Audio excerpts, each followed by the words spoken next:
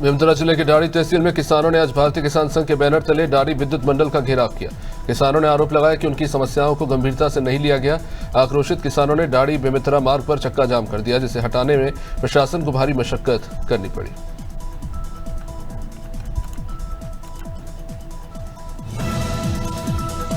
भिंड जिले के नए तहसील भवन में वकील अपनी मांगों को लेकर धरने पर बैठ गए। आरोप है कि पटवारी और तहसील कर्मचारी रिश्वत के बिना काम ही नहीं करते। वकीलों ने कामकाज में भ्रष्टाचार खत्म करने की अब मांग उठाई है। वहीं मौके पर पहुंचे एसडीएम ने आश्वासन दिया है कि दोषियों पर कड़ी कार्रवाई होगी और वैध मांगे पूरी की जाएंगी।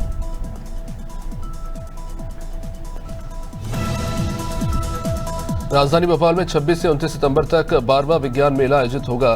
बरकतुल्लाह विश्वविद्यालय और ज्ञान विज्ञान भवन परिसर में होने वाले इस आयोजन में वैज्ञानिक शोधकर्ता और विद्यार्थी शामिल होंगे। मेले का उद्देश्य नवाचार और संवाद को बढ़ावा देना है, साथ ही समाज की समस्याओं के समाधान प्रस्तुत करना और युवाओं को विज्ञान प्रौद्योगिकी की ओर प्रेरित करना है।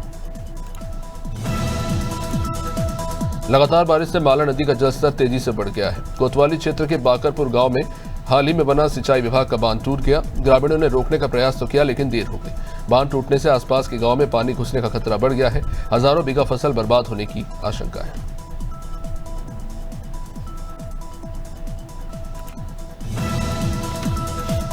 बुलंदशहर के खानपुर थाना क्षेत्र में पुलिस और एसटीएफ ने 25 AR के नामी गैंगस्टर देवेश वर्मा को दबोच लिया। वो साल 2019 से वांटेड था और लूट, हत्या और चोरी के कई मामलों में फरार चल रहा था। देवेश वर्मा अलग अलग नामों से अपराध करता और जेल भी जा चुका है। उसके पास से तमंचा, कारतूस और कई दस्तावेज बरामद किए गए।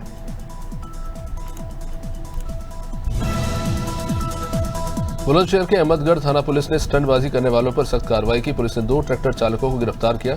दोनों स्टंटबाजी के दौरान हार जीत की बाजी लगा रहे थे। मौके पर पुलिस ने ट्रैक्टर सीज कर मालिकों पर मुकदमा दर्ज किया। इस कार्रवाई से स्टंटबाजों में हड़कंप मच गया। स्थानीय लोगों ने पुलिस की इस कार्रवाई का स्वागत किया। लक्सर विकासखंड सभागार में ग्राम प्रधानों और क्षेत्र पंचायत सदस्यों की बैठक हुई। मुख्य विकास अधिकारी आकांक्षा कोंडे ने समस्याएं सुनी और निस्तारण का आश्वासन दिया। बैठक में कई बार ग्राम प्रधान और अधिकारियों के बीच में नोकझोंक भी हुई। मुंडा खेड़ा खुर्द गांव के प्रधान सहदेव गुर्जर ने पेयजल विभाग पर पाइपलाइन न बिछाने का आरोप लगाया, तो वही अधिकारी कहते रहे कि पाइपलाइन डल चुकी है। स्थिति बिगड़ने पर सीडीओ ने हस्तक्षेप कर माहौल शांत किया।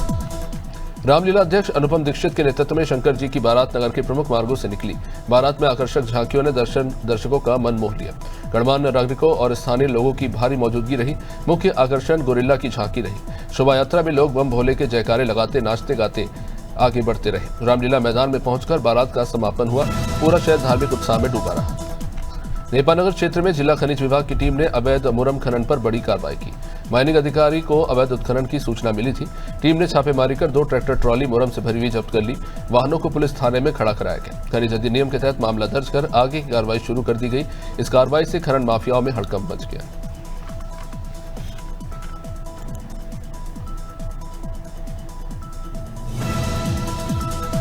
निवाड़ी जिले के पृथ्वीपुर में ग्रामीणों ने भैंसों से भरा ट्रक पकड़ा। ट्रक में 48 भैंसों को अवैध तरीके से झांसी ले जाया जा रहा था।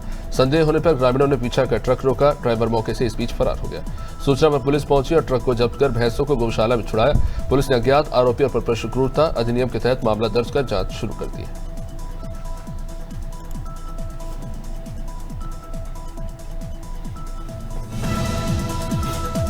सिवनी जिले की कानीवाड़ा पुलिस ने चोरी के मामले का खुलासा कर एक बड़ी सफलता हासिल की। पुलिस ने 3 आरोपियों को गिरफ्तार कर इनके पास से सोने के गहने और कैश बरामद किया है। 10 सितंबर को भोमा निवासी इमरान अंसारी ने रिपोर्ट दर्ज कराई थी कि उनके बंद घर से लाखों का सामान चोरी हो गया। एसपी सुनील मेहता के निर्देश पर बनी विशेष टीम ने तकनीकी सबूतों के आधार पर अफरोज और बिजली, आमिर खान और एक नाबालिग को पकड़ा। मेरठ के थाना दौराला क्षेत्र स्थित कृषि विश्वविद्यालय में एक युवक को लड़की से बात करना महंगा पड़ गया। पूर्व प्रेमी ने अपने साथियों के साथ युवक की जमकर पिटाई कर दी। पूरी घटना वहां लगे सीसीटीवी में कैद हो गई। पुलिस ने फुटेज के आधार पर आरोपियों की तलाश शुरू कर दी है। मारपीट की घटना ने विश्वविद्यालय परिसर की सुरक्षा व्यवस्था पर सवाल खड़े कर दिए। रायबरेली के भदौखर थाना क्षेत्र के बेलाखारा जंगल में ग्रामीणों ने गौकशी करते 2 महिलाओं समेत एक पुरुष को रंगे हाथों पकड़ा। शक के आधार पर ग्रामीणों ने जंगल में छापेमारी की तो वहां कुछ लोग गौकशी कर रहे थे। तीनों की पिटाई कर उन्हें पुलिस को सौंप दिया गया। 2 आरोपी इस बीच मौके से फरार हो गए। जब पुलिस ने गौवंश अवशेषों के नमूने जांच के लिए भेजे हैं और आगे की कार्रवाई जारी है। संत कबीरनगर के खलीलाबाद थाना क्षेत्र के नेहिया खुर्द गांव से इंसानियत को झकझोर देने वाला एक वीडियो सामने आया। चोरी की घटनाओं से डरे ग्रामीणों ने एक संदिग्ध व्यक्ति को पकड़कर पेड़ से लटकाकर बेरहमी से पीटा। युवक लहूलुहान हो गया। जब सूचना पर पहुंची पुलिस ने उसे ग्रामीणों के चुंगल से छुड़ाकर थाने पहुंचाया। घटना का वीडियो सोशल मीडिया पर तेजी से वायरल हो रहा है। बाजपुर में शहीद उधम सिंह कंबोज की प्रतिमा को देर रात तक एक डंपर ने जोरदार टक्कर मार दी। इससे स्मारक की दीवार पूरी तरह क्षतिग्रस्त हो गई। घटना की जानकारी मिलते ही कंबोज समाज के लोग मौके पर पहुंचे और पुलिस प्रशासन पर लापरवाही का आरोप लगाया। समाज के जिलाध्यक्ष परमजीत सिंह हांडा ने कहा कि पुलिस ने डंपर तो पकड़ लिया लेकिन चालक को छोड़ दिया। बाद में पुलिस ने कड़ी मशक्कत से लोगों को शांत कराया। खटीमा में विशेष प्रवर्तन अभियान के तहत आबकारी विभाग ने बड़ी कार्रवाई की है। रघुलिया गांव में दबिश देकर अवैध शराब के अड्डों को नष्ट किया। इस दौरान करीब 310 लीटर कच्ची शराब बरामद की गई, जबकि एक आरोपी मौके से फरार हो गया। पुलिस ने उसके पास से मोटरसाइकिल और रबर ट्यूब में भरी 40 लीटर शराब जब्त की। इसके अलावा 40 पाउच में 20 लीटर कच्ची शराब पकड़ी और एक आरोपी के खिलाफ आबकारी अधिनियम के तहत केस दर्ज किया। वह दिल्ली के थाना मंदिर मार्ग इलाके में पुलिस की पीसीआर वैन की चपेट में आकर एक शख्स की मौत हो गई। पुलिस के मुताबिक पीसीआर वैन के ड्राइवर ने गलती से एक्सेलरेटर दबा दिया, जिससे वाहन सड़क किनारे रैंप पर जा चढ़ा और एक व्यक्ति को कुचल गया। नई दिल्ली के एडिशनल डीसीपी हुक्मा राम ने बताया कि ये एक दुर्भाग्यपूर्ण हादसा था और पुलिस इस कानून के अनुसार इस मामले को लेकर कार्रवाई कर रही है। अंबिकापुर के दरीमा थाना क्षेत्र के ग्राम करजी से एक दिल जला देने वाली घटना सामने आ रही है। यहाँ एक पिता ने अपने ही 2 साल के मासूम बेटे को मौत के घाट उतार दिया। घटना से पहले आरोपी पिता ने अपनी पत्नी को फोन कर ये बताया कि वो उनके बेटे को मार डालेगा। मृतक की मां विनीता सिंह जो पिछले 1 साल से मायके में रह रही थी, इस खबर से सदमे में आ गए न्याय की अब गुहार लगा रही है। जानकारी के मुताबिक दोनों की शादी 2022 में हुई थी, लेकिन युवक शराब के नशे में अक्सर मारपीट करता था।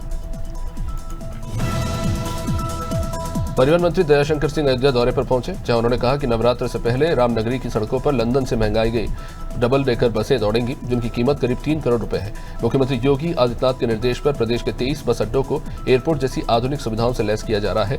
इससे अयोध्या का बस अड्डा भी शामिल है। परिवहन विभाग के पास 14,500 बसों का आधुनिक बेड़ा है।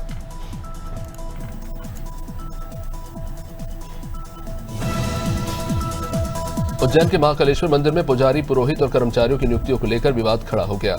फ्रीगंज निवासी सारिका गुरु ने इन नियुक्तियों को अवैध बताते हुए इंदौर हाईकोर्ट में याचिका दायर की। न तो किसी तरह का विज्ञापन निकाला, न तो परीक्षा ली और न ही कोई स्पष्ट प्रक्रिया। 40 मंदिरों के पुजारियों और 300 से अधिक कर्मचारियों की नियुक्ति आयोग से भी जानकारी नहीं मिलने के बाद सारिका ने 12 नवंबर 2023 को हाईकोर्ट का रुख किया। अब हाईकोर्ट ने जवाब मांगा है। वहीं उमरिया के बांधवगढ़ टाइगर रिजर्व में बानपुर पनपथा रोड पर हाथियों का एक बड़ा झुंड सड़क पार करते कैमरे में कैद हुआ। अचानक हाथियों के सड़क पर पहुंचने से राहगीरों और आसपास के ग्रामीणों में दहशत का माहौल बन गया। लोग अपने वाहनों को रोककर हाथियों के गुजरने का इंतजार करते नजर आए। सूचना मिलते ही वन विभाग की टीम मौके पर रवाना हुई। गरबा आयोजन में गैर हिंदुओं की एंट्री को लेकर मंत्री विश्वास सारंग ने कहा कि गैर हिंदुओं को गरबा में आने की अनुमति नहीं। उन्होंने कहा कि गरबा हमारी सनातन परंपरा का वो पावन पर्व है जिसमें मां दुर्गा की स्तुति की जाती है। मंत्री सारंग ने कहा कि जो सनातनी है और जो हिंदू धर्म का पालन करते हैं उन्हें ही गरबे में आने की अनुमति है।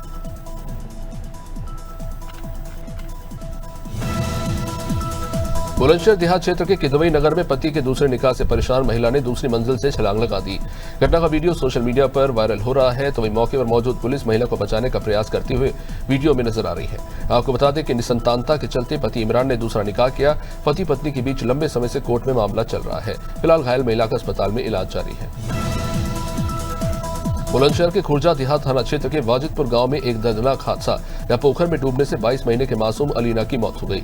बताया जा रहा है कि अलीना लापता थी और परिवार वाले पूरी रात उसकी तलाश करते रहे, लेकिन वो नहीं मिली। आज सुबह गांव के पोखर में उसका शव पाया गया। आशंका जताई जा रही है कि खेलते खेलते मासूम पोखर में गिर गई होगी। पुलिस ने पंचनामा भरकर शव को पोस्टमार्टम के लिए भेज दिया है। गाजियाबाद की लोनी विधानसभा के वार्ड क्रमांक 41 में विधायक नंद किशोर गुर्जर ने 48 लाख से अधिक की लागत के विकास कार्यों का उद्घाटन किया।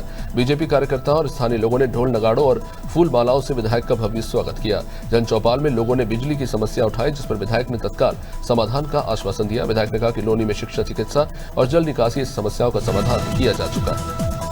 धमतरी में महिला एवं बाल विकास विभाग ने पोषण अभियान को गति देने के लिए सुपोषण रथ को रवाना किया। जिला पंचायत अध्यक्ष अरुण सारवा और विभाग की सभापति मोनिका देवांगन ने हरी झंडी दिखाकर इस रथ को रवाना किया।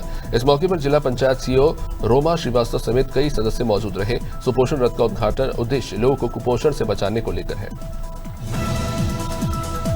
स्मार्ट मीटर के विरोध में कांग्रेस कार्यकर्ताओं ने पूर्व विधायक निशंक जैन के नेतृत्व में विद्युत वितरण कंपनी का घेराव किया। बड़ी संख्या में कार्यकर्ता और आम नागरिक शामिल हुए। रेलवे स्टेशन से रैली निकालकर कार्यकर्ताओं ने कंपनी कार्यालय पहुंचकर अधिकारियों से बहस की। बाद में मुख्यमंत्री के नाम एसडीएम को एक ज्ञापन सौंपा गया। इस कार्यक्रम में कांग्रेस के पार्षद और कार्यकर्ता मौजूद रहे।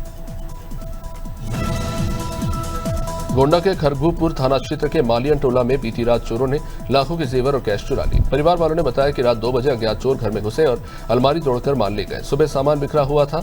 पुलिस और ग्रामीणों को इसकी सूचना दी गई, जहां पुलिस ने बाद में पहुंचकर जांच शुरू की। वारदात का एक वीडियो भी सोशल मीडिया पर सामने आ चुका है। हरिद्वार के गुरुकुल कांगड़ी इलाके में हाई टेंशन तार की चपेट में आने से ट्रक जलकर राख हो गया। ट्रक लखनऊ से हरिद्वार घरेलू सामान लेकर जा रहा था। तार से टकराते ही आग लगी और सामान पूरी तरह नष्ट हो गया। स्थानीय लोगों ने फायर ब्रिगेड को बुलाया, जहां दमकल ने मशक्कत के बाद आग पर काबू पाया। गनीमत ये रही कि कोई हादसा और जनहानि नहीं हुई। फिलहाल इस मामले को लेकर जांच जारी है।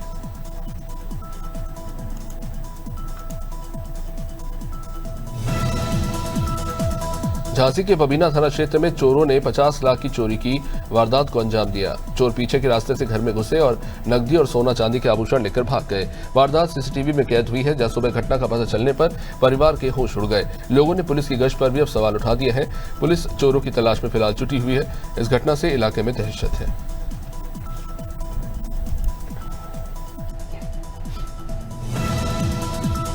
धमतरी जिले के बाकी मोगरा थाना क्षेत्र में लूट और मारपीट के मामले में पुलिस पर सवाल खड़े हुए।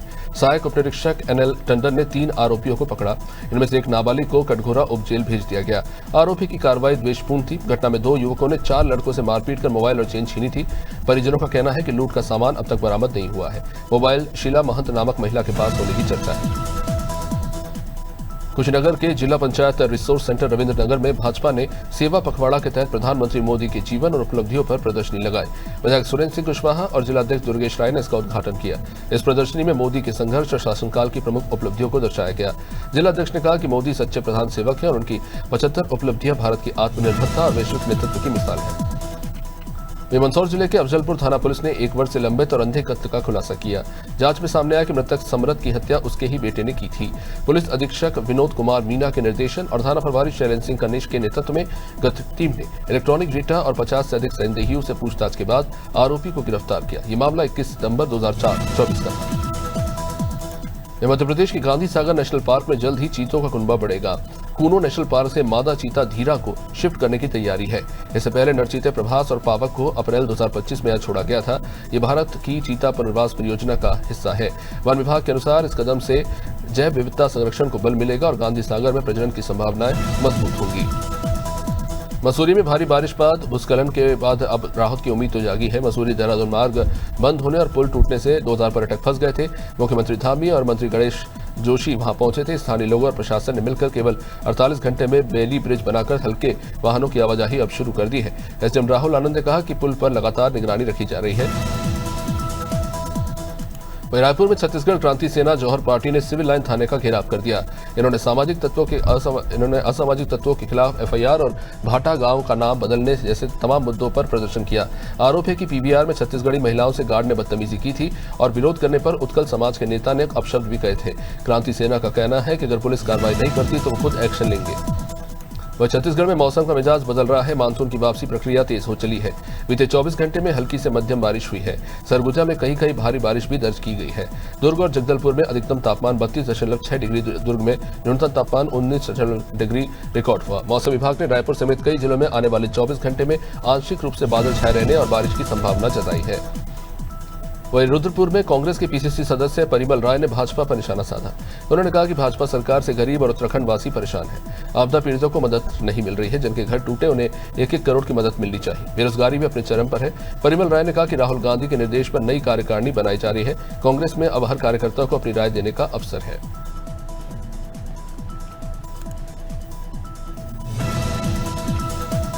रुद्रपुर में भाजपा की पूर्व मेयर रामपाल ने कांग्रेस पर हमला बोला। उन्होंने कहा कि कांग्रेस जनता को भ्रमित कर रही है और बार बार वोट चोरी का मुद्दा उठाती है। रामपाल ने कहा कि प्रधानमंत्री के नेतृत्व में भारत की अर्थव्यवस्था 4थे स्थान पर पहुंच चुकी है और जल्द ही 3रे स्थान पर होगी। उन्होंने दावा किया कि देश की जनता मोदी जी के काम से खुश है और इस बार फिर भाजपा की सरकार बनेगी।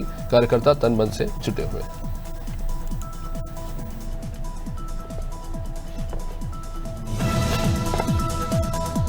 शाहपुर में कांग्रेस की किसान न्याय पैदल यात्रा निकाली गई। जिला कांग्रेस अध्यक्ष राजीव गुजराती के नेतृत्व में चांदबड़ से श्यामपुर तक ये यात्रा निकली।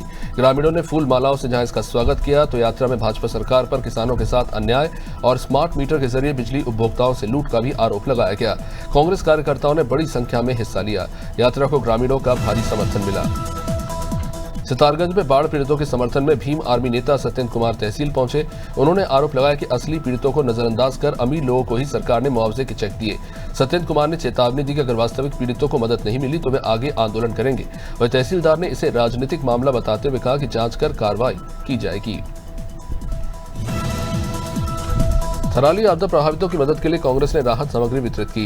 एआईसीसी पर्यवेक्षक और विधायक दल की नेता आराधना मिश्रा ने 157 किट लोगों को बांटे। उन्होंने कहा कि सरकार आपदा पीड़ितों की मदद करने में नाकाम रही, जबकि कांग्रेस उनके साथ कंधे से कंधा मिलाकर खड़ी है। कांग्रेस नेताओं ने मिश्रा का आभार जताते हुए कहा कि हर संभव मदद दी जाएगी। उन्नाव में शहर को सुंदर और सुव्यवस्थित बनाने की दिशा में बड़ा कदम उठाया गया। जिला प्रशासन ने गांधीनगर तिराहे और रामलीला मैदान क्षेत्र में सौंदर्यीकरण कार्य शुरू कर दिया है। जिलाधिकारी गौरांग राठी और पुलिस अधीक्षक दीपक भूकर ने मौके पर निरीक्षण किया। डीएम ने अधिकारियों को फुटपाथ दुरुस्त करने और पैदल पथ सुविधाजनक बनाने के निर्देश दिए। मैयर के गढ़ी क्षेत्र में हालोन फार्मा प्रोड्यूसर कंपनी लिमिटेड के नाम पर भोले भाले किसानों से धान खरीदकर रकम नहीं लौटाने वाले आरोपियों के खिलाफ ममता धुर्वे समेत कई किसानों ने शिकायत की। पुलिस ने त्वरित कार्रवाई करते हुए 15 सितंबर 2025 को बसंत यादव और दिनेश कुमार मरकाम को गिरफ्तार कर कोर्ट में पेश किया। तीसरा आरोपी विनोद भाषंत अभी फरार है, जिसकी तलाश जारी है। अम्बेडकर नगर में न्यायिक हिरासत में अजय कुमार की मौत के मामले में सीजीएम सुधा यादव ने भीटी के तत्कालीन एसडीएम मेहरुआ, थानाध्यक्ष, जेल अधीक्षक और अनिल कुमार पर हत्या का मुकदमा दर्ज करने का आदेश दिया। मृतक की मां शिव कुमारी ने पुलिस पर साजिशन हत्या का आरोप लगाया। कार्रवाई न होने पर कोर्ट की शरण ली थी। पोस्टमार्टम रिपोर्ट में भी चोट के निशान की पुष्टि हुई है। पहाड़ों पर लगातार बारिश से गंगा नदी का जलस्तर तेजी से बढ़ रहा है। बिजनौर के मंडावर क्षेत्र के ग्राम रावली में बना तटबंध फिर खतरे में है। पहले भी यह तटबंध टूटने की कगार पर था। कई मंत्री पहुंचे लेकिन काम नाम मात्र हुआ।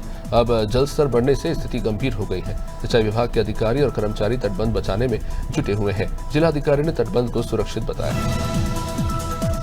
बिजनौर के धामपुर क्षेत्र में चेकिंग के दौरान एक ई रिक्शा चालक मौके से भागने लगा। टीएसआई अरविंद कुमार ने पीछा किया। इस दौरान वो गिर पड़े, लेकिन हिम्मत नहीं हारी और ई रिक्शा को पकड़ लिया। वीडियो में यह पूरा मामला कैद हुआ। बताया जा रहा है कि ई रिक्शा चालक संगठन के सहारे आए दिन घटनाओं को अंजाम दे रहे हैं। पुलिस पर लगातार दबाव बनता नजर आ रहा है। गोरखपुर में गौ तस्करों की बर्बरता के बाद बस्ती पुलिस अलर्ट हो गई। आधी रात रामपुर के शातिर गौ तस्कर सुभान से हरैया छावनी, परसरामपुर से दोबोलिया थाना, SWAT और एसओजी टीम की मुठभेड़। इसमें सुभान के पैर में गोली लगी, जिसे अस्पताल में भर्ती कराया गया। मौके से डीसीएम वाहन और आधा दर्जन गौवंश बरामद हुए हैं। आरोपी अंतर जनपदीय गिरोह का एक सक्रिय सदस्य है। हरदोई के मल्लावा कस्बे के मोहल्ला पुरानी चौकी में बुधवार देर रात घरेलू विवाद के चलते शराबी पति रहीश अंसारी ने अपनी पत्नी अफरोज जहां को तमंचे से गोली मार दी।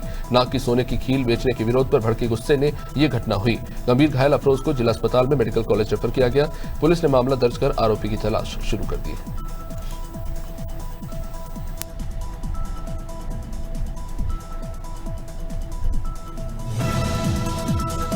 झांसी के उल्दन थाना क्षेत्र के बंगरा तिराहे पर उस वक्त सनसनी फैली जब दीपक अग्रवाल ने अपनी पत्नी रंजना और वंदना पर धारदार हथियार से हमला कर दिया। महिला की हालत काफी गंभीर है और उसे अस्पताल में भर्ती कराया गया है। घटना का एक वीडियो भी सोशल मीडिया पर वायरल हो रहा है। पीड़िता ने पति पर देह व्यापार में धकेलने का आरोप लगाया। यह मामला फिलहाल कोर्ट में विचाराधीन है।